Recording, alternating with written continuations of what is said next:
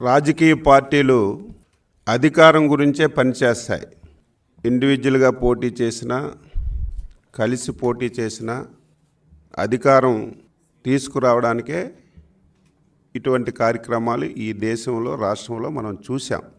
First time Andhra Pradesh రాష్ట్రంలో 5 కోట్ల మంది ప్రజలు శ్రేయస్సు గురించి ఒక దుర్మార్గుడు ఈ రాష్ట్రానికి ముఖ్యమంత్రిగా బాధ్యతలు తీసుకున్న తర్వాత ఆంధ్రప్రదేశ్ రాష్ట్రాన్ని ఇంత దారుణమైనటువంటి పరిస్థితికి తీసుకెళ్ళినటువంటి సందర్భాలు లేవు. 5 కోట్ల మంది ప్రజలు, అన్ని వర్గాలు ఈ 5 సంవత్సరాల్లో ఎన్ని ఇబ్బందులు పడ్డారు. అందులో ఈ రాష్ట్రంలో ప్రధానమైనటువంటి వర్గాలు హరిజన, గిరిజన, బడుగు, బలహీన వర్గాలు. ఈ వర్గాలపైన ప్రత్యేకంగా కక్షగట్టి ఈ ముఖ్యమంత్రి ప్రభుత్వం ఉక్కు పాదంతో దమనకాండ చేసినటువంటి విషయం కూడా మీరు, మేము, ప్రజలు సజీవ సాక్షులం. అందుకే ఈ వైసీపీ బారి నుంచి ఈ రాష్ట్రాన్ని రక్షించాలి.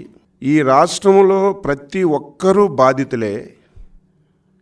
ఈ బాధితులకి అండగా ఉండాలి.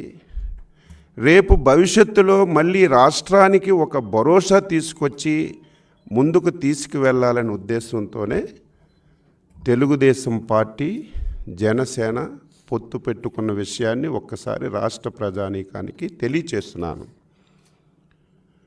ఈ పొత్తు పెట్టుకొని ఒక సిస్టమేటిక్గా ముందుకెళ్తున్న విషయం కూడా ఈ సందర్భంగా గుర్తు చేస్తున్నాను. మొన్న 24వ తారీఖున ఆంధ్రప్రదేశ్ చరిత్రలో ఎప్పుడూ లేని విధంగా 2 పార్టీలు కలిసి దాదాపుగా 99 స్థానాలకి అభ్యర్థుల జాబితాని విడుదల చేసి ఒక చరిత్ర సృష్టించిన విషయం కూడా గుర్తు చేస్తున్నాను. ఎప్పుడైతే అభ్యర్థుల్ని మేము డిక్లేర్ చేశామో వైసీపీ పార్టీకి ఫ్యాంట్లన్నీ కూడా తడిచిపోయాయి. ఆ రోజు నుంచి అవాకులు చవాకులు ఇష్టం వచ్చినట్లుగా మాట్లాడి ఈ 2 పార్టీల మధ్యన తగాయిదాలు సృష్టించాలని చాలా ప్రయత్నాలు చేసినా సరే 2 పార్టీ నాయకులు, కార్యకర్తలు సమన్వయంతో పనిచేసి ఎక్కడ విభేదాలు లేకుండా ముందుకెళ్ళిన విషయం కూడా గుర్తు చేస్తున్నాను. అది అయిన తర్వాత తాడేపల్లిగూడెంలో ఒక చరిత్ర సృష్టించాం. జెండా సభని పెట్టి అతి తక్కువ సమయంలో 2 రోజుల సమయంలోనే జెండా సభని జరిపి కార్యకర్తల్లో నూతన ఉత్సాహాన్ని నింపిన విషయం కూడా ఈ సందర్భంగా తెలియజేస్తున్నాను.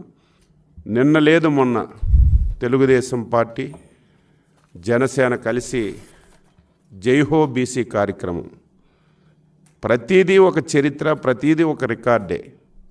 మొన్న జరిగినటువంటి జైహో బీసీలో 2 పార్టీ నేతలు చారిత్రాత్మకమైనటువంటి ఆంధ్రప్రదేశ్ ఉన్నంత వరకు ప్రతి ఒక్క బలహీన వర్గాలకు చెందిన వ్యక్తి గుర్తు పెట్టుకునే విధంగా ఒక చారిత్రాత్మకమైనటువంటి బీసీ డిక్లరేషన్ కూడా రిలీజ్ చేసిన విషయాన్ని కూడా గుర్తు చేస్తున్నాను. తరువాత 2 పార్టీ అధినేతలు నిన్న కూర్చొని 2 పార్టీలు కలిసి ఒక కీలకమైనటువంటి బహిరంగ సభను నిర్వహించాలని చెప్పి నిర్ణయం తీసుకున్నాం. ఆ బహిరంగ సభ ఈ నెల 17వ తారీఖున చిలకలూరిపేటలో నిర్వహించి అతి భారీ సభని చేయాలని చెప్పి 2 పార్టీలు కూడా నిర్ణయించాయి. ఆంధ్రప్రదేశ్ చరిత్రలో రేపు 17వ తారీఖు జరుగుతున్నటువంటి ఉమ్మడి సభ రాజకీయ చరిత్రలో మరొక చారిత్రాత్మకమైనటువంటి ఘట్టానికి ఒక వేదిక అవుతుందని చెప్పి ఈ సందర్భంగా తెలియజేస్తున్నాను. ఆ సభలో సూపర్ 6కి సంబంధించి కీలకమైనటువంటి ప్రకటన చేయబోతున్నాం. తెలుగుదేశం పార్టీ, జనసేన ఉమ్మడి మేనిఫెస్టోతో పాటు భవిష్యత్ ప్రణాళికలు కూడా ఆ సభలో ప్రకటించబోతున్నాం. ఆ సభకి టార్గెట్ 10 లక్షల మంది తెలుగు తమ్ముళ్ళు, జన సైనికులు హాజరవుతారు అని చెప్పి నిర్ణయం తీసుకున్నాం. ఈ చిలకలూరిపేట సభ చరిత్ర సృష్టించడం ఖాయమవుతుంది. జన ప్రబంధనానికి సభ ఒక వేదిక అవుతుందని చెప్పి ఈ సందర్భంగా తెలియజేస్తూ ఆంధ్రప్రదేశ్ ప్రజల అభివృద్ధి, సంక్షేమానికి, బడుగు బలహీన వర్గాల సాధికారతకు ఈ సభ వేదికగా ఉండి కార్యాచరణ ప్రకటిస్తున్నామని చెప్పి సందర్భంగా తెలియజేస్తూ, అందుకే ప్రజలందరికీ ఈ సందర్భంగా కోరుతున్నాం, స్వచ్ఛందంగా ఆ సభకు రావాలి. తెలుగుదేశం పార్టీ జనసేన శ్రేణులకి విజ్ఞప్తి చేస్తున్నాం, రండి, కదలి రండి. చిలకలూరిపేట జరుగుతున్నటువంటి చారిత్రాత్మకమైనటువంటి ఘట్టంలో భాగస్వామ్యం కావాలని ఈ సందర్భంగా తెలియచేస్తూ, తెలుగుదేశం పార్టీ జనసేన ఏదైతే మొన్న బీసీ డిక్లరేషన్ ఇచ్చామో అది సుమారుగా 2000 గ్రామాల్లో ఒక నెల రోజుల్లోనే 2000 గ్రామాల్లో తెలుగుదేశం జనసేన కలిసి ఆ డిక్లరేషన్ని తీసుకెళ్లాలని చెప్పి కూడా ఒక నిర్ణయం చేశామని చెప్పి ఈ సందర్భంగా తెలియచేస్తూ, ఆర్టీసీ ఎండీకి చిట్ట చివరిగా హెచ్చరిక చేస్తున్నాను. ఈరోజే లెటర్ పెడతాం 2 పార్టీలు. రేపు 17వ తారీఖు జరుగుతున్నటువంటి సభకి బస్సులు మీరు ఇవ్వాలి. ఇవ్వకపోతే మాత్రం ఈరోజు ఎవరైతే ఎండీగా ఉన్నారో, ఎవరైతే మీరు ఆఫీసర్స్గా ఉన్నారో, రేపు అధికారంలోకి వచ్చిన తర్వాత మీకు తగిన మూల్యం చెల్లించుకోవాల్సిన పరిస్థితి వస్తుంది. దారుణాతి దారుణం. ఆంధ్రప్రదేశ్ రాష్ట్రంలో చరిత్రలో ఎప్పుడూ ఇటువంటి సంఘటనలు చూడలేదు. ఏ రాజకీయ పార్టీ అయినా సభ పెట్టుకుంటే మీ నిబంధనల ప్రకారం మేము డబ్బులు కడితే బస్సులు ఇచ్చారు, చాలామంది ఇచ్చారు. కానీ ఫస్ట్ టైం మీరు ఒక పార్టీ గురించి పనిచేస్తున్నారు. డబ్బులు కట్టకపోయినా విపరీతంగా బస్సులు ఇచ్చి మీరు సహకరిస్తున్నారు. ఇది కూడా నేను హెచ్చరిక చేస్తున్నాను. అదేవిధంగా పోలీసులు కూడా నిన్న రాత్రి ఎంత దారుణం అంటే ఎప్పుడూ చూడలేదు. మొన్న నెల్లూరులో నారాయణ గారికి సంబంధించినటువంటి వ్యక్తులు ఇల్లు మీద బందిపోట్లలా పడి ఏ విధంగా ఇబ్బంది పెట్టారో చూసాం. నిన్న మా జన సైనికులు ఇంట్ల మీద పడి తనిఖీలు చేసి మీకు ఎవరిచ్చారు హక్కు? ఎప్పుడైనా రాష్ట్రంలో ఇటువంటి పరిస్థితులు ఉన్నాయా? కొత్తగా మనం చూస్తున్నాం. పోలీసులకు కూడా హెచ్చరిక చేస్తున్నాం. ఏదో ఒక సైకో ముఖ్యమంత్రి చెప్పాడని గుడ్డెద్ది చేనులో పడినట్టుగా వాళ్ళు ఏది చెప్తే చేస్తున్నారు మీరు. ఇది చాలా దారుణం.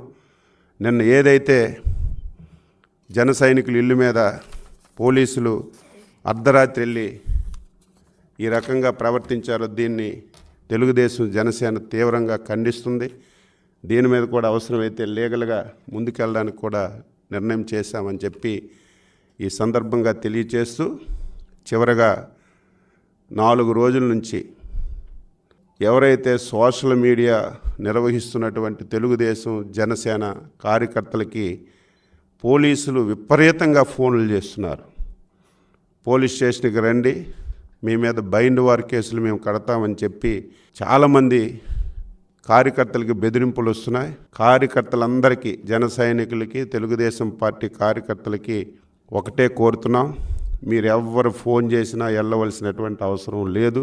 అటువంటి ఫోన్ కాల్స్ ఎక్కడికి వచ్చినా ఎవరికి వచ్చినా సరే స్పందించవలసినటువంటి అవసరం లేదని ఈ సందర్భంగా మీకు తెలియచేస్తున్నాను. ఎవరికైనా సరే ఇంకా అటువంటి బెదిరింపు కాల్స్ వస్తే తెలుగుదేశం పార్టీ కార్యాలయంలో పూర్తి సమాచారం ఇవ్వడానికి ఒక కాల్ సెంటర్ కూడా ఏర్పాటు చేశాం. ఆ ఫోన్ నెంబర్ కూడా మీకు చెప్తాను.